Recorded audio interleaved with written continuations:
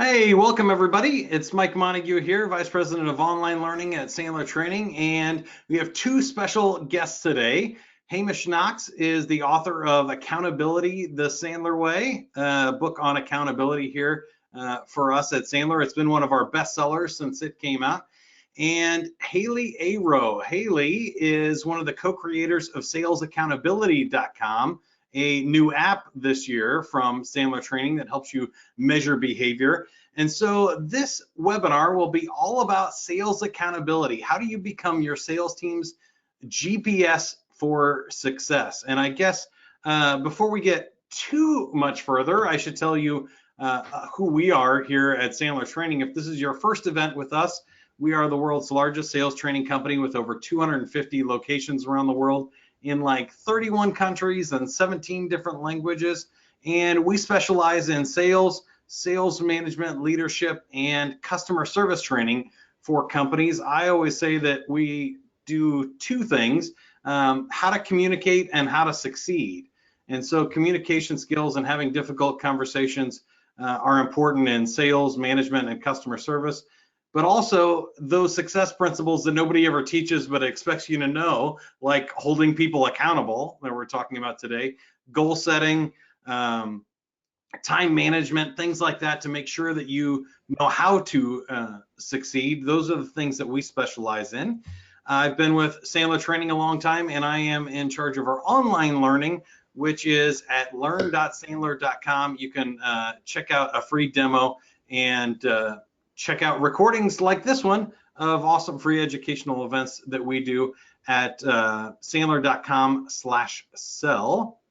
And that brings us to the offers that we have for you today. We appreciate you attending, and we're killing a little bit of time here to let everybody else jump in. We had over 800 people register today. And so we got a special thank you for coming. If you go to sandler.com/SA for sales accountability, you'll find three things that you can do there if you find the stuff interesting today. Number one is you can sign up for a free 30-day trial of SalesAccountability.com, thanks to Haley Aro and her team and everybody here at Sandler. 30-day free trial to just check it out and see if measuring your behavior would help you reach higher levels of success. You can get Hamish's book, Accountability the Sandler Way. You'll find the links there. You can also go to Amazon or Sandler.com and buy the book directly there. But you can also find any one of our 300 locations. You'll see the map there. There are a lot of places around the US, but also around the world. I took a small snapshot of those there to show you. But you can get more information from local Sandler Training at sandler.com/SA for the offers from today's webinar. Which brings us to your sales accountability experts this afternoon. Haley Aro is one of our Sandler trainers, and she's co-creator of SalesAccountability.com. Haley, welcome to the broadcast. Thank you for having me, Mike. I'm excited to be here and sharing this awesome topic with all of us today. So thank you. And where in the world are you located? We're located here in Boston, Massachusetts. And it's a nice, warm, sunny day here in Boston. We get few of those, so we're pretty excited today. Check the box, we got one this year. Yeah. That's awesome. Good, and I know you're a Sandler trainer with your father, and I had that experience as well. A Sandler spawn have to stick together, but we have, I think, hundreds in the network now. And then we have Hamish Knox, who is one of our Sandler trainers in Calgary, Canada. And he is a two-time author, Accountability the Sandler Way and Change Management, right? Change the Sandler Way. Change the Sandler Way as well. So welcome, Hamish. How are things up in Calgary? Things are delightfully sunny as well. Nice. And I guess if we jump into it, talking about accountability head trash, who is this for, Hamish? I know you've written the book on accountability, but you've also worked with Haley on the app. How do we become a GPS for sales success, and who should be paying attention today, really? Great question, Mike.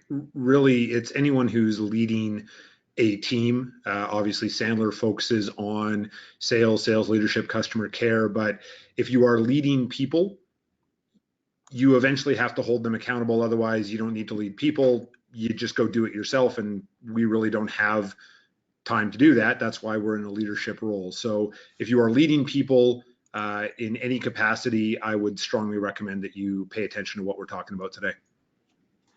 That's awesome. And Haley, any opening thoughts on GPS for success and accountability? When you are working with people, what have you found as most interesting? I think that's a great question, Mike. I mean, there's never been a greater time for accountability than now. As Hamish said, absolutely, this is a home run topic for every leader. Everyone should be dialed into this topic in terms of leadership with your people. But also, there's been a great success and tons of material out there now on accountability for us as individuals, whether we're a leader or not. And I think there's a lot of exciting stuff coming down the road. So happy to share with everyone. That's awesome. So we've broken out a few topics today and a framework for our discussion. The first one is head trash, things that owners, leaders, executives, even sales managers struggle with when trying to hold their team accountable. And we got 4 of these up here. Hamish, I'll give you first crack at it. Which of these 4 jump out as one that you find most troubling for sales managers or other managers? You know, it's going to be cheesy to say, but I'll say the first one, the big brother myth. You know, I do martial arts training, and one of the things that we say in the gym is don't beat yourself before you get in the ring. And with all these with all the head trash that's listed on this page, this is where a leader will beat themselves before they actually get in the ring, because these mindsets will defeat their accountability program before it even gets off the ground. And with Big Brother, you know, accountability, another synonym has typically been micromanagement. So we say, I don't want to be Big Brother, I don't want to micromanage. And the fact of the matter is that if every day, every hour, you're coming to me saying, hey, Hamish, how's it going with this sales opportunity? Or hey, Hamish, what are you going to do today? Or hey, Hamish, did you make that call? Yeah, you're a micromanager. But if you, at the start of the week, have a meeting and say, hey, Hamish, what are you going to do this week in terms of number of sales activities, advancing certain opportunities, closing certain opportunities, and then at the end of the week, you say, hey, Hamish, on Monday, you said you were going to do, how did you do? Well, there's a Sandler rule that says they can't argue with their own data. So if it comes out of my mouth, it's real. If it comes out of your mouth, you're a pushy micromanager. So if you believe that you are going to be Big Brother, I get it, because that's the way that a lot of quote unquote accountability has been handled traditionally. But if you allow me to build my own box and then just ask me if I stayed in my box, you're not being Big Brother, you're holding me accountable. Yeah, I think a lot of people do struggle with that one, that they don't want to be helicopter parents and micromanagers, and that they want to hire people who should just already know what to do, which maybe goes into the other veteran team myth. But I think it also plays into the Big Brother of that I don't want to spend all of my time chasing people around and playing cops and robbers. So now I'm hitting on all of them before I give Haley a chance. So Haley, what are which ones, you know, do you see a lot when you're dealing with sales accountability? I think one of the biggest ones I see, in addition, I mean, they're all 4 so important and so equally of value, but, you know, I find a lot of work with this turnover myth. I see sales managers and sales leaders, you know, they tend to hang on to people too long. That's one side of it, because they're afraid that if I, you know, really start tightening things down and holding people accountable, that, you know, the fear of losing that top player could cost me as a leader. But at the same time, if I turn the heat up, you know, maybe there's some people that I will, you know, that I'll lose on my team as well. And so, you know, because they're not out there people banking and they're not doing any activities in terms of bringing new folks in and doing the things that they need to do from a sales leadership and hiring perspective, we tend to hold on to the C players too long, and then we hold on to, we're too afraid, I guess, of holding our A players to a higher standard, which in fact, you know, that's what they want. They want to be held to a higher standard. So there's a lot of myths here in this turnover and hiring bucket as well that I think plays into, you know, the rest of them. Yeah, and they all play together a little bit there. So to cover the other two, the too much time myth is that I'm going to have to spend all my time chasing, playing cops and robbers, that I have other decisions to make and directional things to do as an owner. I don't want to be holding my people accountable. Veteran team myth is that I have a veteran team, so I don't need to hold them accountable, or I should be able to hire people that already know how to sell or already know how to do their job, and then I don't have to hold them accountable. Going back to you, Hamish, anything that you would add on, asking people like which of these myths they believe, or how do they identify which one is holding them back? I know you've seen a lot more head trash than this too. Well, and specifically too much time, Mike. When a lot of leaders, if they don't have a structure, if they don't have a process in place, it can seem overwhelming. And I had this conversation with a director of sales for a very large company that I work with, and they did oh man, I got 14 direct reports and it's going to be way too much time. And we actually did the math, and to follow the process as laid out in my book, in addition to role playing once a week with every one of their direct reports, was going to take 4.5 hours of their week. And we all know that all of the leaders that we work with work the standard 37.5-hour week, right? Everyone knows that. So a little bit more than 10%.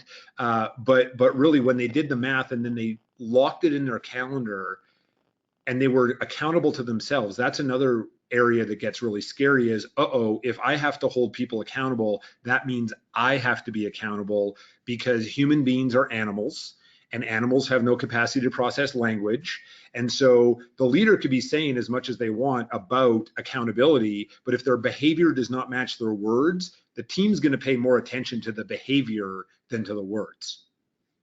Yeah, and it's really tough to do, but I love what you said there. Of like 10% of your time, if you set this up correctly, 10% of your time to make sure that your team is operating effectively should be a pretty good return on investment there of your time. I know we all like to well, it depends on your role. If you're an owner of a company, you may have a lot of time in a lot of different buckets, but I think that as managers, if your job is to manage a team, spending 10% of your time with that team doesn't seem like a huge ask to me. And Haley, as we go over to some of the other accountability challenges that we see, I'll give you first crack at this one.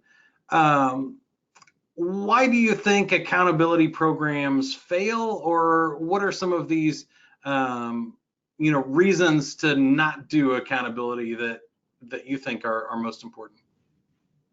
Well, I want to go back to a word that Hamish said, which is process, right? So lack of a process causes frustration, fear, anxiety, all those other things that creep up. And, the lack of a hiring process can cause us to be paralyzed as leaders. We end up hiring, best available versus best fit. And so therefore we get into this vicious cycle of fear of turnover. But in terms of accountability challenges, so that's one, right? Lack of a hiring process. But the other one that I would touch on is having a lack of expectations. So, oftentimes when I am with people and then their leader, I say, well, so when was the last time you had an expectations conversation with your manager, with your leader? And the salespeople always say, I've never had one. And sales leaders say the same thing about their boss, right? They've either never had one with their leadership, or they've never had an expectations conversation with their people where it's crystal clear, here's what I can expect of you, and here's what you can expect of me. And I think that's one of the biggest challenges to accountability, is lack of clear expectations that are well understood on both sides. Yeah, that's awesome. And we got a couple of questions coming in, and so I'll go ahead and jump in with these two from time to time. But if you have a question for our accountability experts, Haley or Hamish, you can just type that into the questions area or the chat box there, and it'll pop up for me and I'll ask them. Question here comes from George about, how about if you're the manager of a manager, Haley? Does it matter if you don't have a team, or if your team is a team of managers? Are you still doing the same accountability things? And I guess that goes into bullet point number one here of leadership not being accountable is one of the common problems. What are your thoughts of managers of managers? Well, certainly leaders of leaders are absolutely held to a high standard, and the same rules apply, whether you're a leader of a leader or you're a leader of people. Everyone needs expectations regardless, and if you're managing leaders and managers, then you have to set the standard for having a two-way expectations dialogue that you show them, right back to what Hamish was just saying, that you model to them, because you want them to have that same expectations conversation with their people. So absolutely leaders of leaders, for sure. And he had a follow-up question in there too, which was, how do you manage some of these behaviors that aren't necessarily verifiable? So Haley, I think that's back in your area of expertise too, because we have an app for that. But if you know, if you're trying to manage a manager who's supposed to be having offline conversations with their team, they don't have a CRM system that they're typing in their calls with their salespeople necessarily. Do you have any recommendations for how you would track, verify, or measure these management conversations?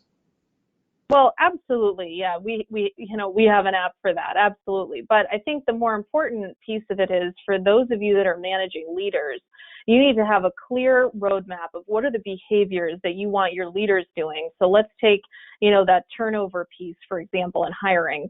Hiring is one of the most important, if not the most important thing that a leader should be doing at any given time. So if you're expecting your managers to go out and hire great people, A players, well, then what's one behavior that you could expect? Is it 2 people banking conversations a day, a week? Is it something that's once a month? And those should be very clear behaviors. And when I say people banking, that means reaching out to folks on LinkedIn, having a cup of coffee with someone that you know, and those sorts of activities. So in the same way we would track as a salesperson, we're asking them to go out and prospect, we have to define what that is. So if we're asking them to prospect and it's 5 cold calls a day, well, then we have to be clear with our salespeople what that behavior is. Same way we would be with the manager, just different behaviors for tracking.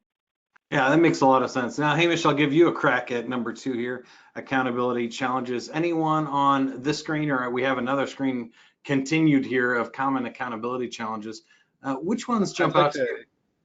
I'd like to highlight the fear of turnover. Haley touched on it on the last slide, but fact of the matter is, turnover is going to happen. It will happen, and the people who you want on your team, those A players, actually want to be accountable. They want to show you how awesome they are as the leader. The people who don't want accountability are those B and C players, and those B and C players could be one of your top performers right now, but as soon as they start being held accountable and the light gets shone on their activities, they have that uh-oh moment, and they go, oh, well, this is really a house built on sand and it's going to fall apart.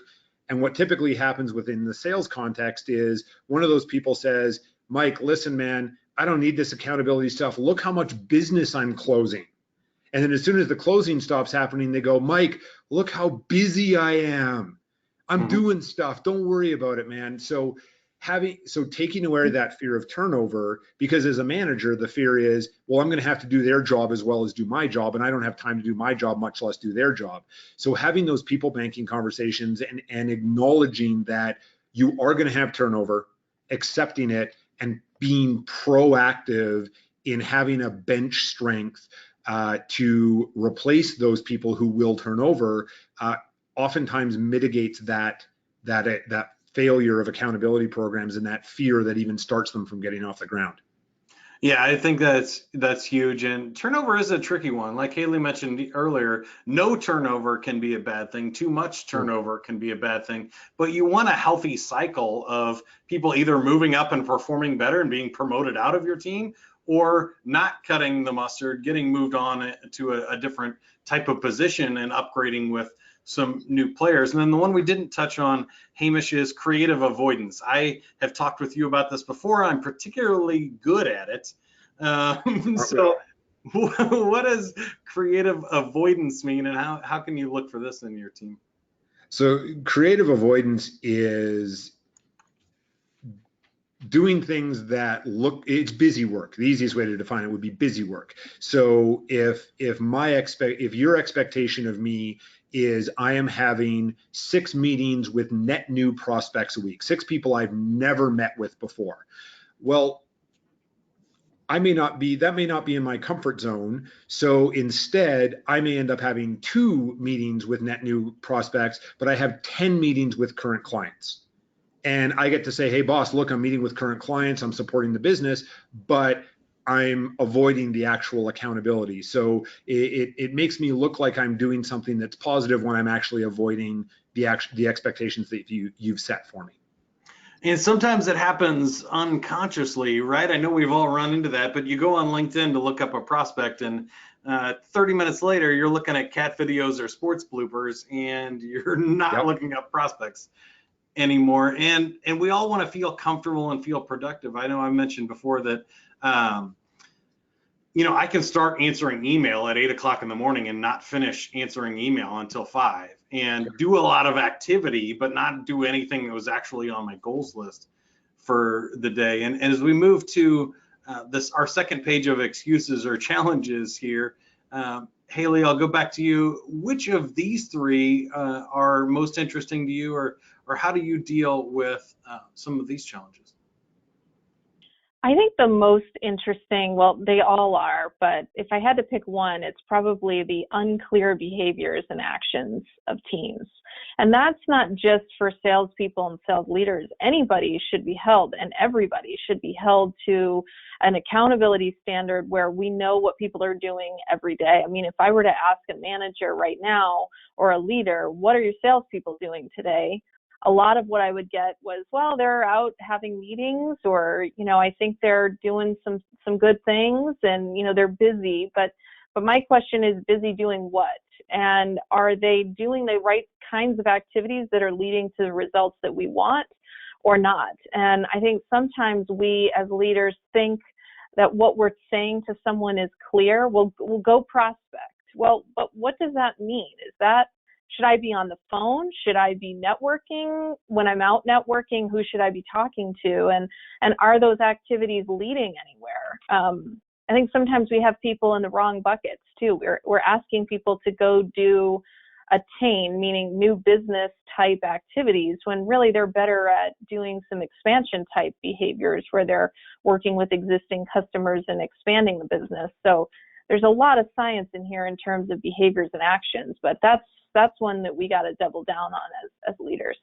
So let's do some follow-up questions here. Sherry asked, what types of behaviors or accountability items should you be tracking for non-revenue producing employees? So some of those farmers, what are some of the keep or expand activities that you like? Well, I mean, if you're keeping and you're working with farmers, I mean, one activity could just be calling on your customers and having a regular check-in call. And maybe those regular check-in calls happen once a month, and that's a behavior that's tracked. Or maybe it's a debrief of a meeting or an interaction that you had with a client. And those are some of the keep activities. And it may also be getting introduced to other people in an organization. So absolutely, I've even had people ask me, well, how do I hold my marketing teams accountable? And so this is the same thing as we would hold our salespeople accountable. What do I need to do every day that's going to lead me to success, whether that's phone calls, meetings, appointments, anything that can be tracked from a behavior standpoint, that's where we want to go. And then, Hamish, I'll switch over here and give you a tough follow-up question, which is, what about independent contract agents? How do you hold people accountable that you're maybe not directly supervising and don't have the authority to fire or not, but can you still work accountability programs through channel sales or independent contract agents? This one's for Scott. Yeah, definitely. And what it comes down to in that case is the incentives and how is that agreement structured. So with channel sales, there's oftentimes some sort of an arrangement in terms of amount of sales and things like that. And what we know and what we teach at Sandler is, if you never manage your outcome or never manage your results, manage your behaviors. So the results are the closed sales, the behaviors are the activities that you get to do those sales. And So with the channel sales, you have a benchmark of if you do X amount, you will get Y return. So having a benchmark and having the behaviors tracked as a result of their self-interest, which is to sell your stuff and make more money, you can certainly put a program in place. And that actually ties into the consequences chapter in my book, which is without consequences, there can't be accountability. And oftentimes the consequence in the clients I work with who are channel partners, the consequence is typically you lose the contract, or the ultimate consequence anyways. And most channel salespeople want to avoid that consequence because they want to have the exclusivity or the revenue source, et cetera. So tying the behavior tracking into their self-interest is typically where that becomes a successful program. That's awesome stuff. Even if you're just tying it into their intrinsic goals and motivation, right? It doesn't necessarily have to be direct compensation. It can be tying into what they want to accomplish in their life through their channels and their methods. We have a couple of things we haven't hit here on these slides for accountability challenges. We had one person ask here, I think it was Subhash, said mutual mystification. Please elaborate. What does that mean, Hamish? And how can we combat mutual mystification? Awesome. Great question. So mutual mystification is when there is a lack of clarity between two people, and whatever that may be, whether that's a personal example of, are you going to take out the garbage, or whether it says Haley identified earlier, go prospect. Well, what exactly does go prospect mean? So when you have mutual mystification, you have that lack of clarity, and that ties into, of course, excuses. And if you are going to allow excuses in your accountability program, your accountability program is dead, because human beings are animals, and smart animals look for ways out of things. And oftentimes a accountability program looks like a box. And I grew up on a farm, and so I've got lots of experience with animals trying to escape new enclosures. And what we want to avoid is having any way for our accountability program to fail because something came up or a client needed to talk to me. So we want to be very upfront with our client or our team. And what some of my clients have done is actually had an excuse meeting with their team, and they actually get all the excuses on the board up front, and then they all have a mutual agreement that none of those are acceptable. And one of the ways that you combat the fear of, oh, well, if I happen to get sick, or I happen to be traveling, or what happens if my child or my spouse is ill and I need to support them, is you set your goals monthly and then you track them weekly. Because that way, when life happens, because it does, and I was sharing with Mike and Haley earlier, like I was ill yesterday and I couldn't complete some of my commitments. So I have flexibility to make those up because I'm tracking them monthly, but managing them weekly so I can have leading indicators, and I'm not going to get into late stage intervention, which is typically a bad thing. Yeah, so tell me a little bit more about late stage intervention. Late stage intervention is using a sales example where the manager leaps in at the 11th hour because they see something that's going sideways.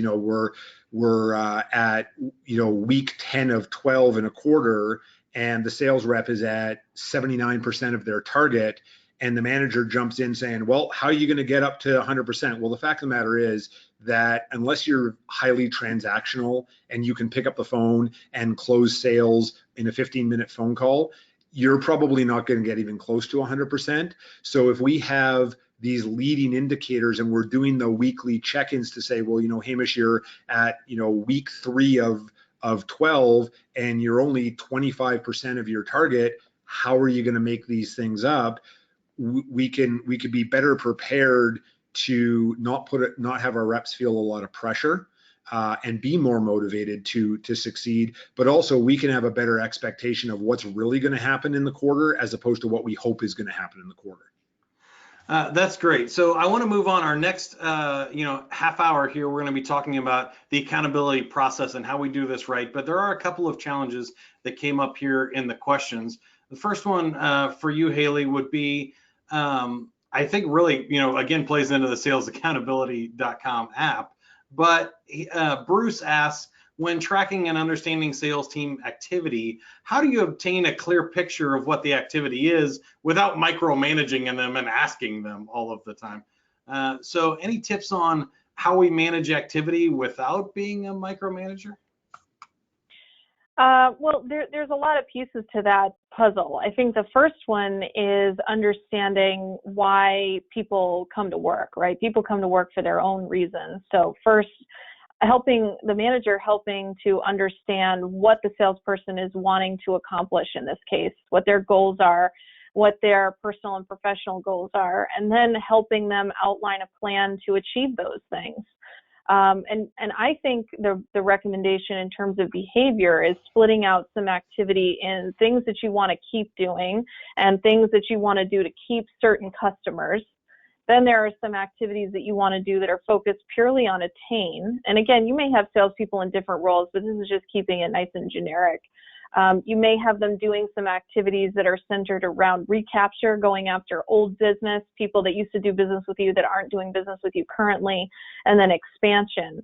And if you've got people that are doing all four buckets, then you got to help them identify what are the behaviors and the things that they needed to be doing every week, as Hamish was saying, and every month to stay on track to meet their personal and professional goals, while at the same time, meeting your standards. If you have a salesperson that's purely in the attain prospecting area, well, then you need to figure out what are those activities that lead to making one sale and backing ourselves into what are all the things that they need to be doing every day to get them to the results that both you and they want. But I think it first starts with what are they trying to accomplish? And that's how we avoid a lot of these other things, as Hamish was saying, is keeping people in their own sort of lane, in their own box, because it's their data, it's the things that they came to you with, and it's the activities that are going to lead them to meet their personal and professional goals that you as a leader are supporting. I mean, how fantastic is that? Your job is to help your people meet their goals and be successful. So it's a win-win for everyone. And then I got another one for you, which is about the quantity of goals. You guys did something cool with your app where you kind of level set everybody to 100 points a day, no matter what their stuff is. But Rob here asked a great question, which is, how do you help your reps set your goal for the month so that they're not too low or not too high? Steve asked the same question. How do you do stretch goals, but things that are still fair so people don't sandbag and hit their goals too easily, or keep, sales to the next month so that they make sure that they hit their goals next month too. We want them, improving. So 2 questions there on how do you get the right level? Any tips for that? Well, I mean, certainly it goes back to what I was just saying in terms of their own personal and professional goals, and then your desired, set of what that it takes to achieve a certain result, whether that's making a sale or keeping a current client or going after old business. But I think the main thing is, and you're right, we did set our app to 100 points because salespeople need some success. They need to feel like there's traction and that every day they're doing something on the road to their own success. So if it's meeting 100 points, then great. But it also has to be 100 meaningful points and 100 points that adds up to the right stuff, right? So part of this is also a bit of trial and error, because you have different people that also have different abilities, different behavioral tendencies, and where I may be strong, someone else is particularly weak, and where they're strong, I might have a weakness. So that's where that early intervention, I think, as a manager comes in, that even if you set everyone at, we need to make 10 cold calls a day, or we need to make 1,000 cold calls a day, it doesn't really matter, but you start to flush out who's going to be, where do I need to do the coaching, who's going to be able to meet those targets, and where do I need to make adjustments along the way. Hamish, I don't know, or Mike, if anyone else has other things to add there. Yeah, Hamish, you want to take a shot at how do we get the sweet spot for goals where they're not too low or too high? Yeah, absolutely. And it goes back to never manage your numbers, manage your behavior. So the question was very much around close sales, close sales, close sales. Get that. That's in a sales environment. That's what we're trying to do. However, we can't control if we close a sale. That's the gift our client or prospect gets to give to us. All we can control is, did we say or do the right things to put us in a position to win. So what we're looking for is, if we know our numbers that says for every X cold or X prospecting attempts, we get Y conversations turns into Z meetings turns into, I ran out of letters, number of closed sales. Then we can do a work back and we can say, okay, if we want to achieve certain number of closed sales every month, we need to do this amount of activities, and then we can start setting up stretch goals.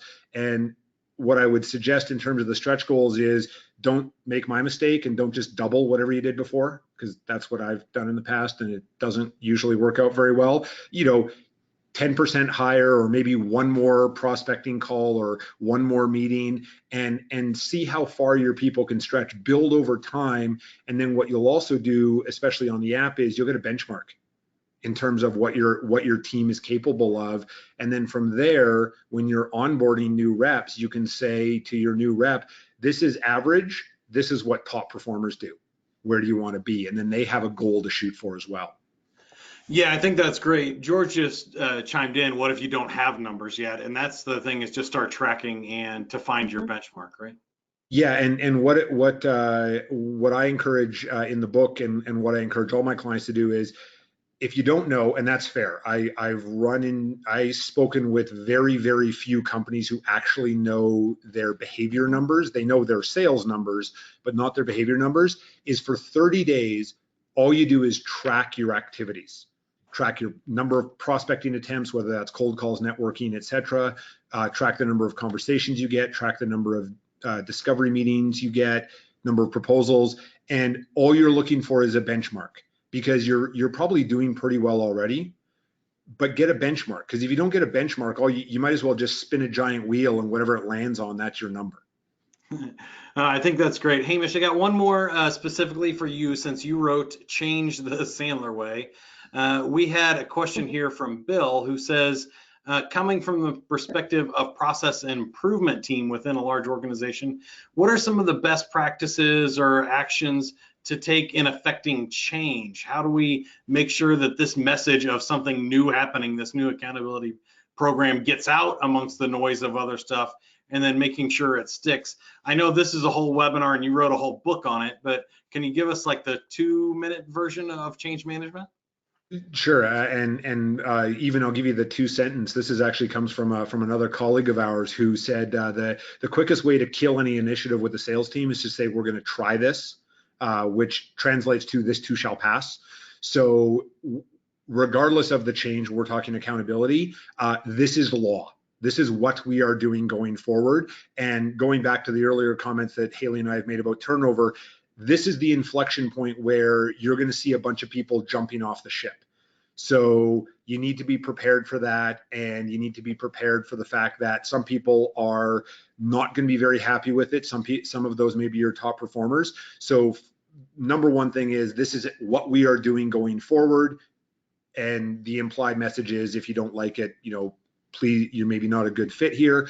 We're not trying to fire anybody by any stretch of the imagination. You hired those people for a reason. However, the people who got you to this point may not be the people who get you to the next level. And as a leader, you have to be comfortable with that. Awesome. All right, Haley, you get first crack at this slide. You want to talk about how we start the accountability process and redefine it if we're going to take on this challenge?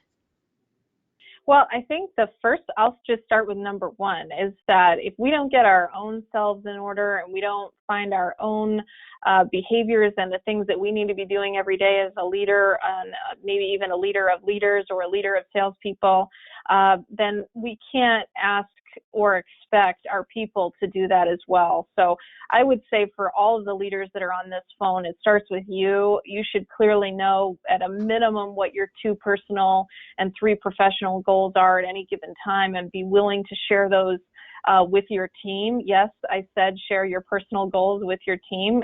It's different to be vulnerable. I know it's out of your comfort zone, but it's one of the most powerful things, that if you can just start with that, and then maybe share what your behaviors are going to be every day, I mean, you'll see your team just loving that, because if you think back on your own life as a salesperson or a sales leader, how many people have shared with you their own personal and professional goals and the things that they're going to be doing every day to hold themselves accountable and you. It's so powerful. So I would say it starts with you is definitely the first thing. I guess we can go back and forth. Hamish, you want to take number 2?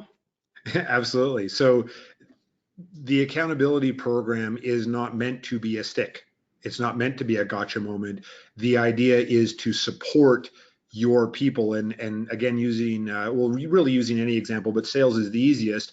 I had this conversation over breakfast this morning, which is, if you see that one of your reps is taking 10 conversations to get to one meeting, that's not an opportunity to slap them. That's an opportunity to coach them. And that's really what the app is set up for, to do, is to get an idea of what are your ratios, what are best practices, and then say, how can I support you?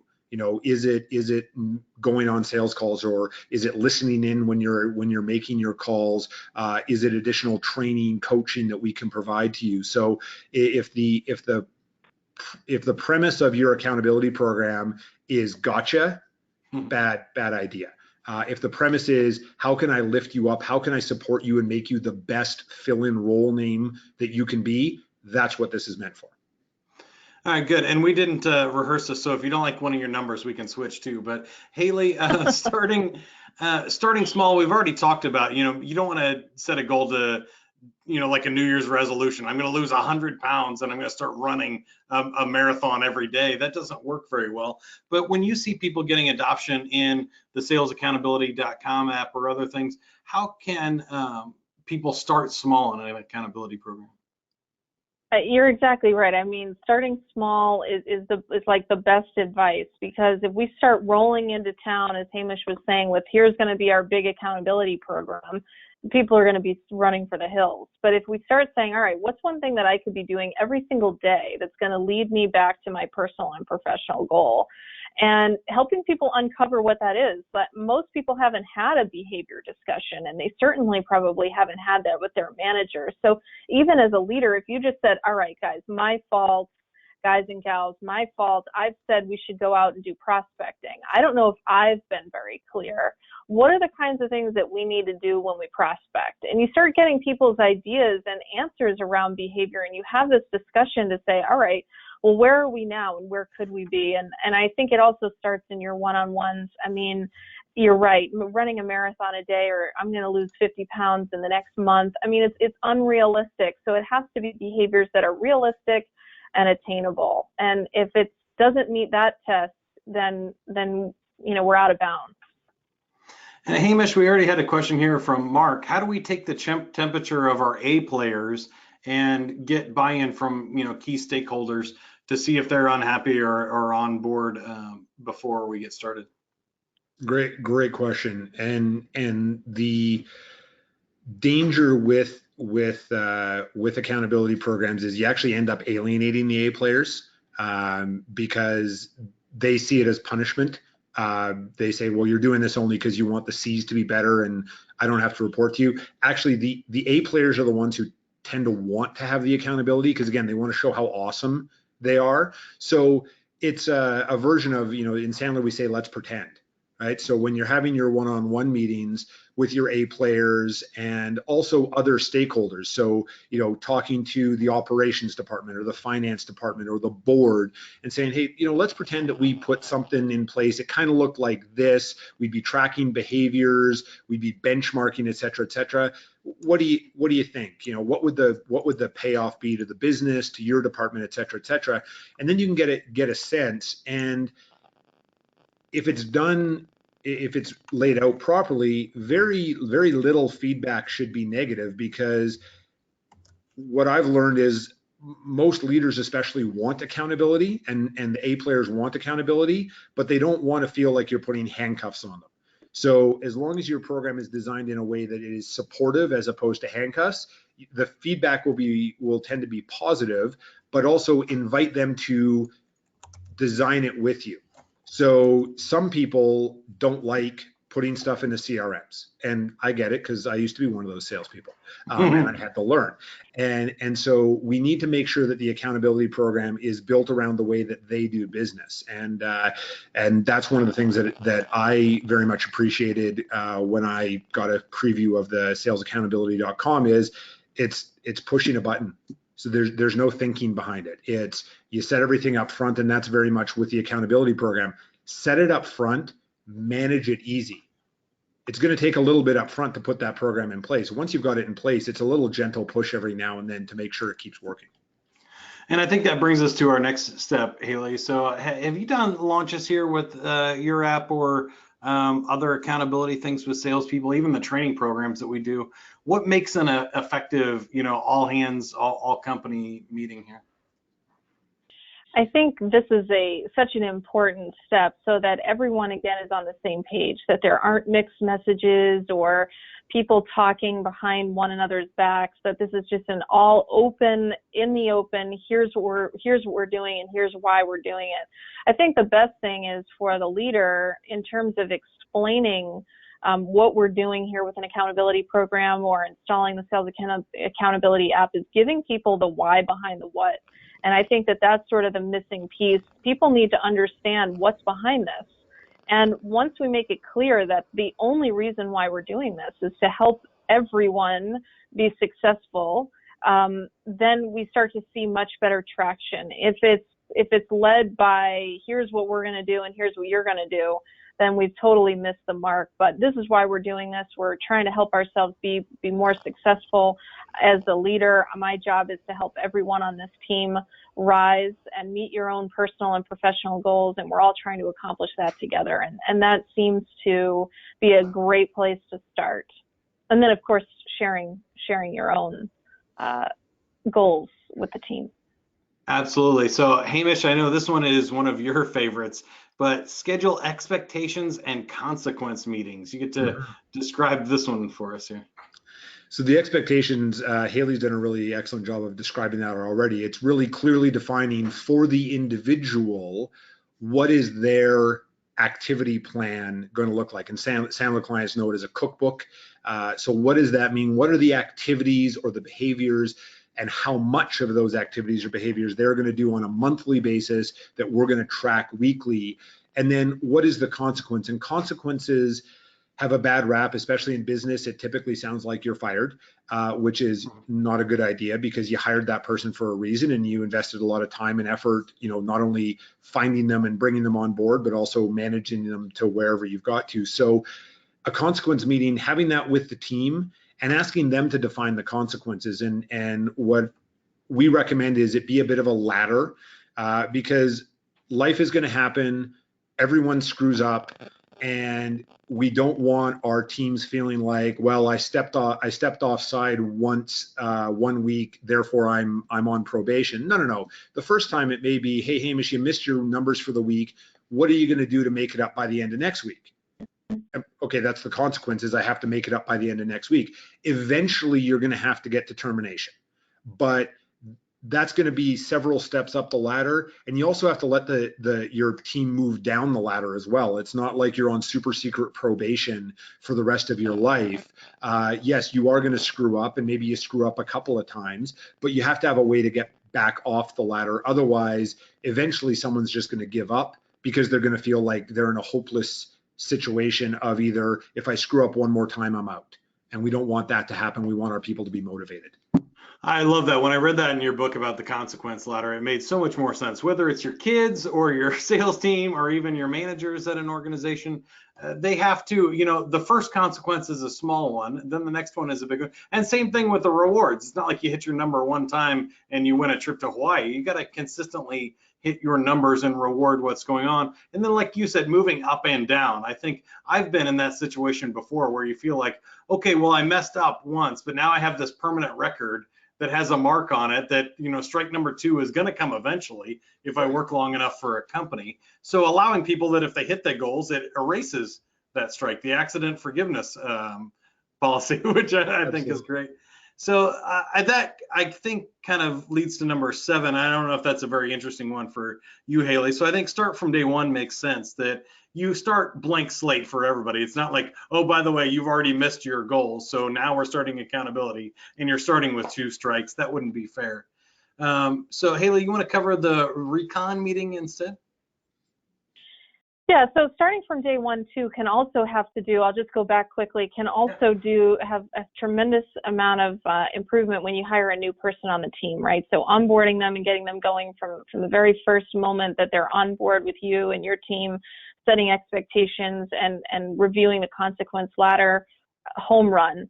The weekly recon meetings, I think, are an opportunity for you and your salespeople to, to remember the R, right? To remember what they said they were going to do, to evaluate it, to offer any changes, and maybe outline what the opportunities are and next steps for those particular opportunities, or next steps between you and the salesperson. So recon meetings, you have a quick check-in on Monday mornings, you review what we're doing for the week, and then on Fridays you have this recon meeting to go over what did we accomplish this week and what are we going to do for next week.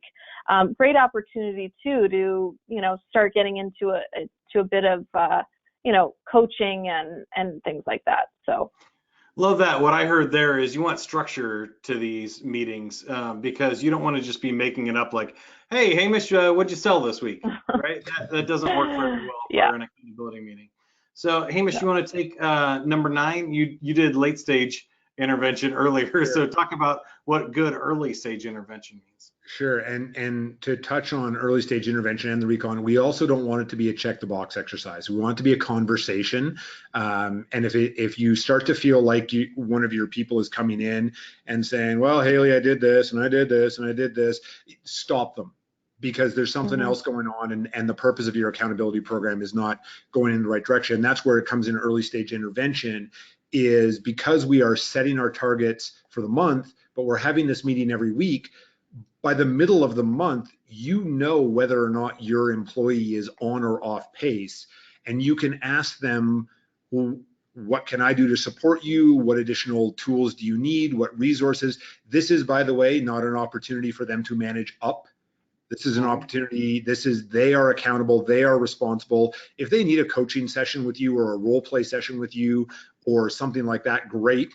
But because you have this opportunity to get in front of an issue before it becomes an issue, one of the things that we talk about with our clients is solve 10% problems instead of 90% problems.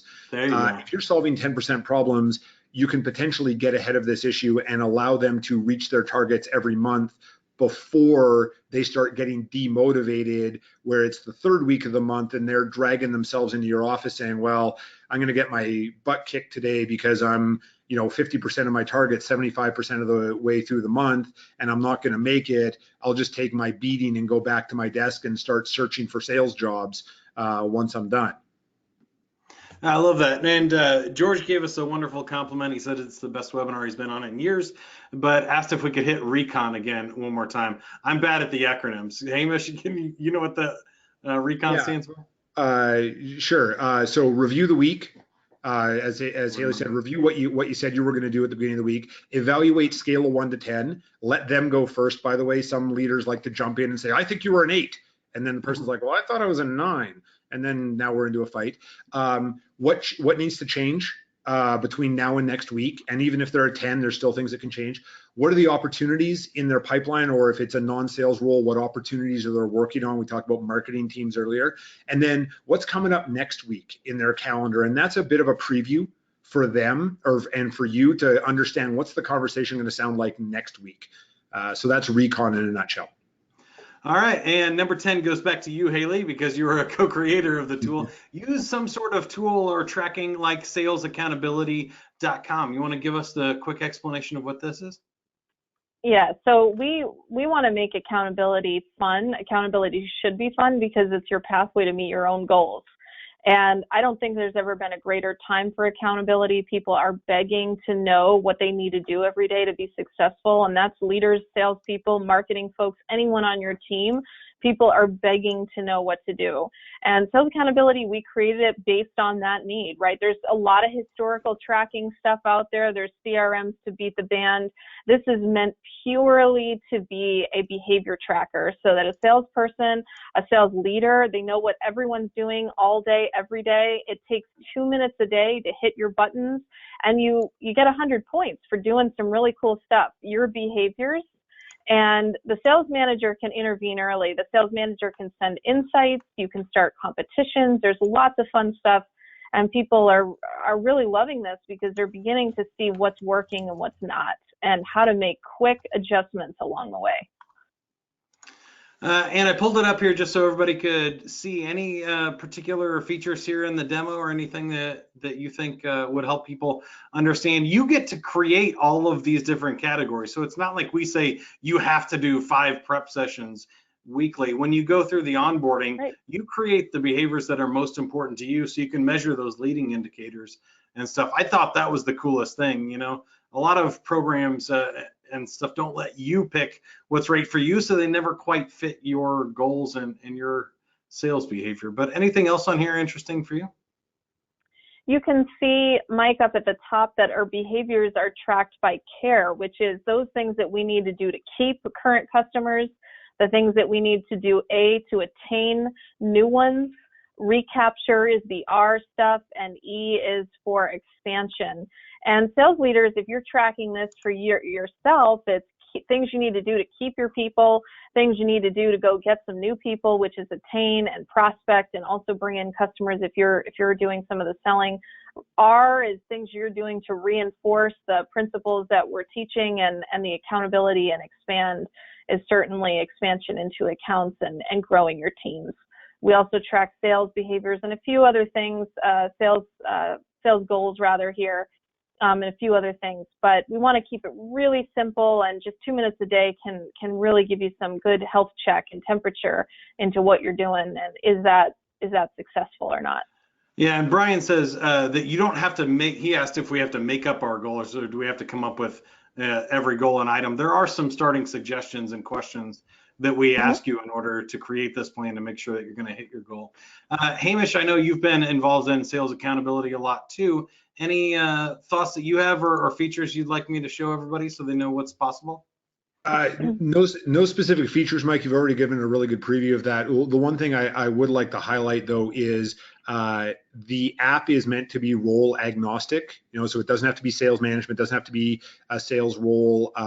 There's an engineering firm that was looking at it for their project managers because they track their project managers' behaviors. So really, if you can break down a role into specific numbers of specific types of behavior for success, and I haven't run into a role that you couldn't do that yet. The app could work for you to benchmark and understand what does success look like in your world. And then again, when you're onboarding, you have a way of showing your new hire what does success look like in a role, because players want to know what does success look like in this role.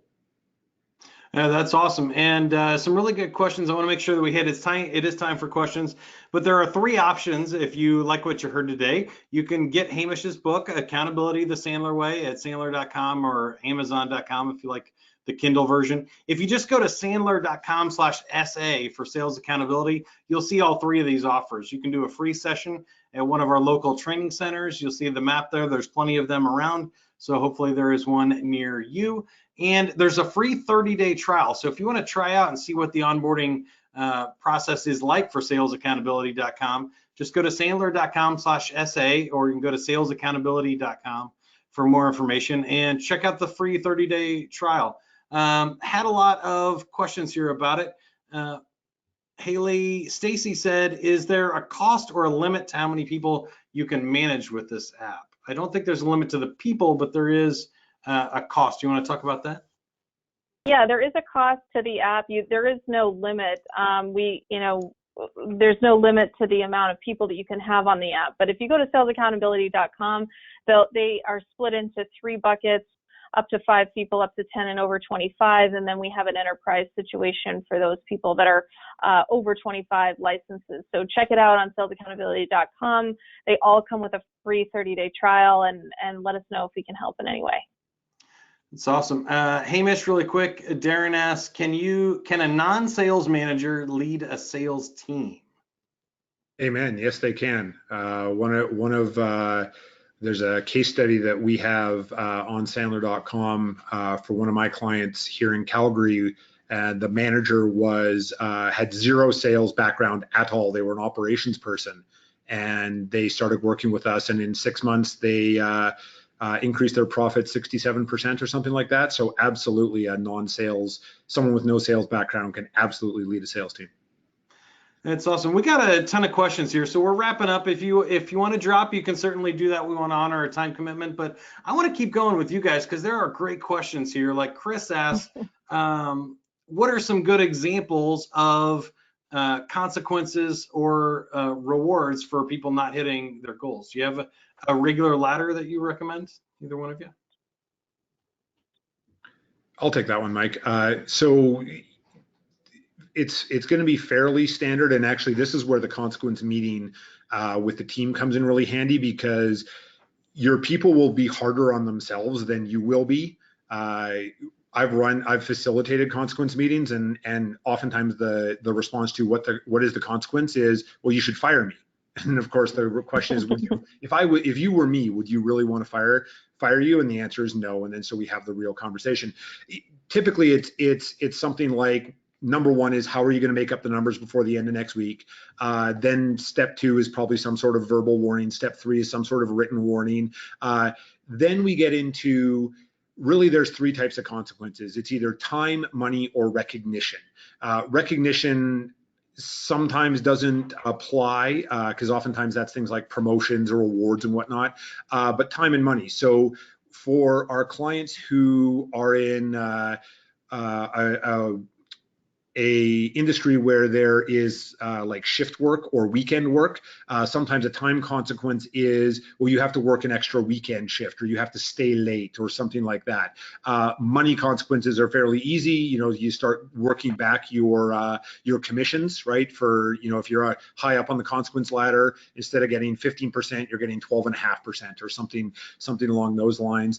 And then the ultimate consequence, of course, is termination. I think in the book, I recommended 6 steps or less, and only because you don't want this to be super complex. You also don't want it to be super, like Mike said, you start at step 2 and step 3 is you're fired. So make it long enough that it would be challenging for someone to work their way through, within a month, but not so challenging that they could not perform for an entire year and still be on the team. Yeah, I think that makes a ton of sense. 2 good questions for you, Haley, to wrap up. Would you manage accountability differently for people who are remote versus local in the same market with their leader? And I think another good question for you is, would you recommend any job interview questions to see if people are, comfortable with accountability? Is there any questions that you could ask to kind of test the waters in a job interview before they come in? Well, the job interview questions, I could probably do a full webinar on, a couple of days training on, but I think as long as they're behavioral based, I mean, I have some favorite questions that I always ask in phone screens or have my clients ask, which is, walk me through your current sales process. Walk me through your current goals right now. Tell me about your goals. And it's very open-ended. We're not explaining the question, because if you aren't careful as a sales manager hiring, a salesperson will say, well, can you explain a little bit what you mean by that? And then we explain, and then they just parrot back what we say. So they've got to be behavioral based and very generic as we're trying to get a specific response back. People that are goal oriented will tell you what their personal and professional goals are right now. And there's a bunch more I can get to you, Mike. You can send those out. And what was the second? Any difference if people are remote or in the office? I mean, look, as long as we have what their personal and professional goals are, absolutely can accomplish the same thing in terms of accountability, what we're trying to do here, which is track behaviors, meet weekly, find a way to talk. We can do the same thing face to face. We're not physically together, but find ways on Monday mornings to have a conversation and Fridays to have your recon meeting. Absolutely the same thing. It's of course you're balancing remote schedules and all that, but we can make it work and absolutely put the extra emphasis on, those behaviors so that you know what they're doing as a leader and not wondering what are they doing all day. And I'll give you guys both crack at this last question here, which is, has accountability changed over the last 5 years? Is it any different today than it was 5, 10, 20 years ago? I'll leave both of you guys with these last thoughts. We'll start with Hamish, and then anything else you'd like to share with everybody attending? Sure. I don't believe so, because really accountability is doing what you say doing what you said you were going to do by when you said you were going to do it. So I believe that's always been what accountability is. What's changed is how we go about holding our people accountable, because the traditional version was accountability was a gotcha moment, and then you got to do punishment laps if you didn't do your accountability. And now accountability from a management and a leadership perspective is much more about how do I support you, and how do I make you better by using your own data to get you to a higher level. And that's one of the Sandler rules I love, which is they can't argue with their own data. And as long as you're using their data for the accountability instead of whatever came out of your head, your accountability program will be successful. Awesome. Haley, any last thoughts on accountability, or if anything has changed in the last 5, 10, 20 years? I think the old way of go make it happen doesn't work anymore. I think people are begging for process. I think people are begging for, what do I do? Show me a way, manager, to help me meet my goals. And if we can do that, wow, we're really accomplishing a lot. So I think the time is absolutely right for accountability in all aspects, I think, of life. You've seen that in the fitness industry right now, and certainly with the Gen Y group, they're begging for leaders to show them a way, show them how to be successful. So absolutely. I agree with that. Millennials, Gen Y, and then the Gen Z generation coming up have grown up with more accountability and tracking, but also, like you mentioned, these behavioral tracking things. And I know out in Silicon Valley, everybody's doing that optimized science. They're measuring what they're putting in their body, the amount of activities, if it's just a step counter. Everybody's getting more comfortable with regular measurement and regular accountability. So I think that's great. We'll wrap up there because we're going to get a consequence for going late here pretty quick. But I appreciate all of you hanging out with us today. Again, if you want more information on accountability and being your sales team's GPS to success, just go to sandler.com/SA for more information on sales accountability. Until next time, good selling, everybody. Have a great week. Thanks, everyone.